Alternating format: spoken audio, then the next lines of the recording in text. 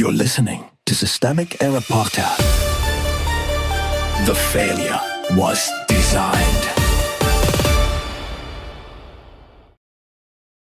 Floridians bash Trump's patently absurd airport vanity project. Do not like it at all, based on an article by Nicole Charkey-Chami. When public institutions become Trump properties, public money, private name. Palm Beach International Airport has been renamed for Donald Trump, and the source text makes the central fact plain enough.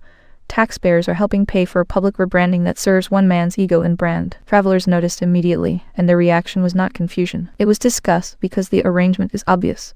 Public infrastructure, private glorification, the power behind the plaque. The article's real subject is not the sign. It is institutional surrender. Someone with authority approved a rename of a public airport while the beneficiary occupies the White House. The source does not name the full chain of decision making, and that omission matters. But the outcome is clear. Public institutions are being made to orbit Donald Trump's personal identity, not the other way around. Branding is governing style. The source notes that Trump is the first president seeking to trademark an airport, and that the Trump Organization filed for trademark rights to it. That is not a quirky footnote. It is the governing logic of the Trump project made visible.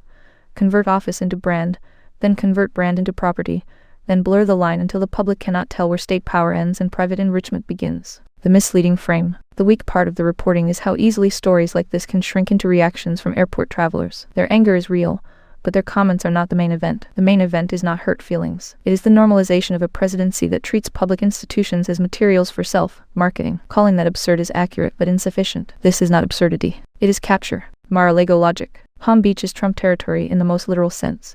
Mar-a-Lago is there, and the airport rename extends the same territorial claim into civic space. No other sitting president has named an airport or roadway after himself during his own term, and that norm exists for a reason. It keeps the office from collapsing into vanity. Trump's political style is to erase that boundary and dare everyone else to accept the new one. The larger pattern. This story is a small monument to a larger authoritarian habit.